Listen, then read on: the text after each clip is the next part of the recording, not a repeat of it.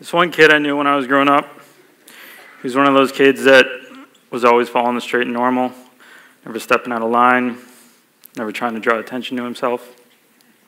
He saw early on that you try hard in school, you go to college, find a major you like, find a job, you do that for 30 some odd years. And that's what he set out to do. So he goes to college, and liking math and science, he decides to major in mechanical engineering. And he likes it, it's interesting, it's engaging for a few years. He's about to graduate, and he starts questioning himself.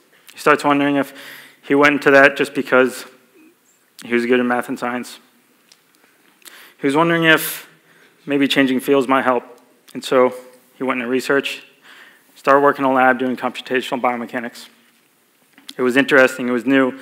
It was a new way of working and thinking, and he was engaged. He was really productive. He worked on a whole bunch of projects. He published a lot. Sometimes I'd ask him, "How's research going?" His response was, "It's good." And it passes the time. And so I think to myself, I'm like, is that really what you want to be doing? But he stuck with it. And so he was wondering if changing fields again would help, sort of to re-spark his interest. This time he goes for a PhD in machine learning, artificial intelligence, and data analysis. And again, it's interesting, it's new, and he's engaged.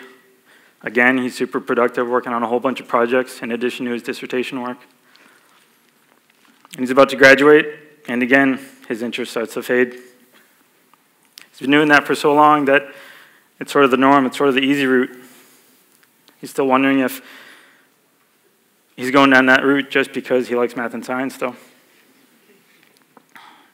This other kid I knew, he was athletic and energetic, and his parents put him into gymnastics around the age of 4. Just like any other kid at that age, he wanted to go to the Olympics. He loved the gym, but he loved the gym for a reason that was very different than many other kids. See, he had a stutter, and the stutter was pretty bad. He would get caught up on words and sounds.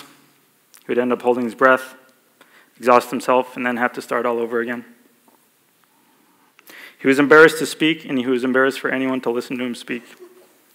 And so the gym, it was this place where he didn't have to worry, and he could be a kid. In high school and college, he was on his way to doing really good things in gymnastics. In high school, he was national champion on rings. In college, he was well ranked in the country, and his team elected him captain 3 years in a row. He started to struggle, though. When he was competing, he was inconsistent. He had injuries. He had about 7 surgeries. His love for gymnastics started to fade a little bit, except as long as he could get in the gym and just train, he was happy. Now, most guys finish college, and they're happy to hang up their grips. This guy, he was happy to be done competing, but he just stayed in the gym and trained. That was still the place where he felt most comfortable and free, and he could relax, even after all those years. Those 2 stories are stories of 2 very different people. One person, he went down this path just because he was good at something and not necessarily because he loved it. He felt like he didn't have freedom when in fact he did. And the other, he did something that he didn't care what anyone else thought. And he was handed something that made him feel trapped, and yet he found a freedom in something else. Now before I go on, I should clarify some things. Those 2 stories I just told you are actually stories from my life where I was the person that felt pushed down the engineering track, and I was also the kid who was hiding from the world in the gym. The second thing is that I haven't finished the stories. See, some kids don't like school because it's hard, or it's not engaging. Me, I didn't like school because I had to speak. And what does that do? It made me love the gym. It was that one place where I could feel like a kid, I could relax, and I didn't feel limited. Those years after I graduated with my bachelor's in mechanical engineering might have seemed like I wasn't doing a whole lot. Maybe I was just going through the grind of research and work. Maybe I was just wasting my time in the gym after competing. Those years were actually really important though. In that time, I found a really important mentor, and I learned to love research. I presented a whole lot, and I interacted with a whole bunch of people, and it got to the point where my speech was no longer limiting what I decided to do in life. And in the gym, and for 9 years after I finished competing, I just trained on my own. And I learned how to play and break free from the mold of gymnastics. When I was about to finish my PhD, I was still pulled in two directions. One, going down that path for something I was good at, except I didn't really love, and then something that I actually did love. And then, at the age of 32, I started listening to myself. I made a demo tape, and then on a Monday afternoon, I got a call from Cirque du Soleil offering me a contract for an artist on a touring show in South America. That Tuesday, I defended my thesis. That Friday, I signed the contract. About 2 weeks later,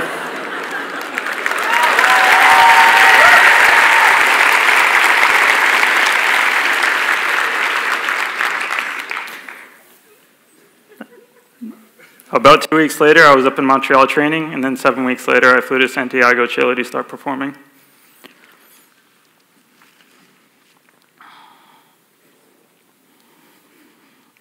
So I got to the circus after about 10 years in academia, and I noticed some things right off the bat.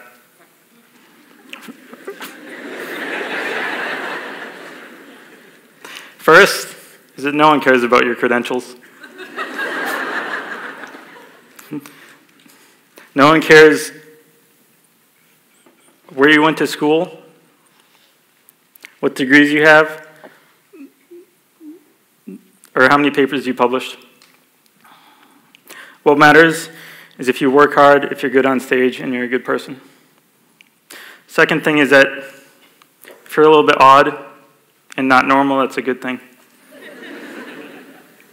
Third thing is that my mind still thought analytically, and I started seeing all these problems where my background in biomechanics, machine learning, and data analysis,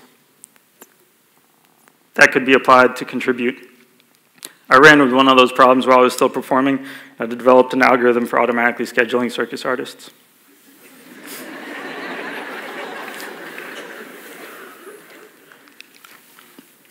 The circus taught me something about...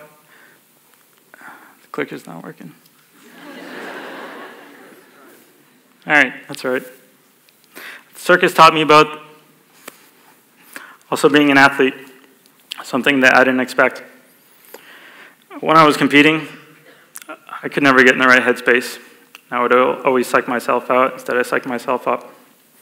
The circus, after I got over the initial jitters of being on stage, my head was always in a mindset of play and fun and not perfection.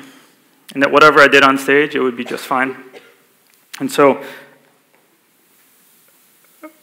what I could never figure out in 20 years of gymnastics, in the circus I figured out in just over 1 year. This one time, when we were performing, we were down in Mexico. We had a break of about 10 days in between cities, and a few of us went over to the east coast of the Yucatan. And so a few of us are sitting on a beach, and we started talking about what we would do later that year after the show closed. And it wasn't something I had really been thinking about at that time, but at that moment, sitting on a beach, it was totally clear.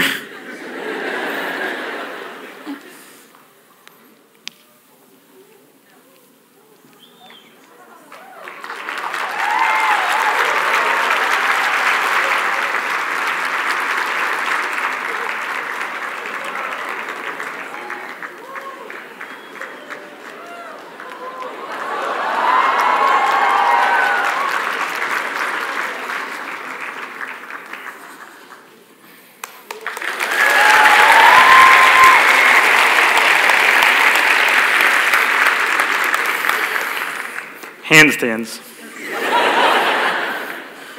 Why?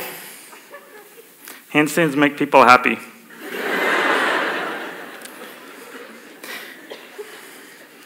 See, it doesn't matter if they're doing handstands or they're just watching me train in a park. It makes people happy. And for me, it's much more than just helping people get upside down. It's about helping them achieve something that they didn't think they can do, or they don't even know how to approach. It's about helping them achieve something that can be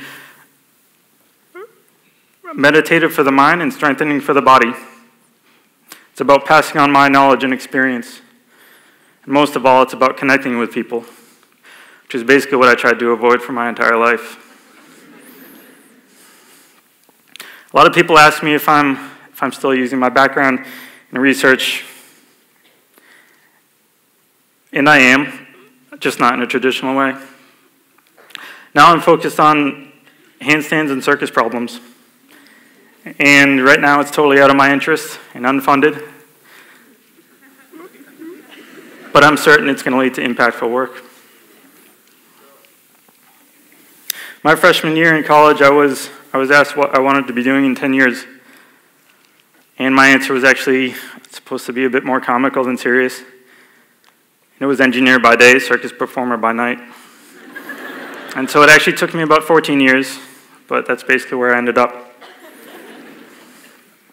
For a lot of my life, I didn't know exactly what I wanted to do. I felt pulled down this path where maybe I should be doing something that I was good at instead of something that I totally loved. Along the way, I had a lot of good experiences and a lot of bad experiences, and each one of those taught me something and has gotten me where I am today.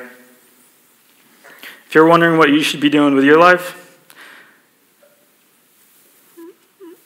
for that, I don't have an answer. What I will say is that I think you should be questioning what you are doing and why, and then you should be listening to yourself. And in the meantime, if you don't have answers to those things, still stay productive, and everything that you are doing is going to be helping you. Handstands make me happy. Maybe it's just a matter of time until you find your handstand. Thank you.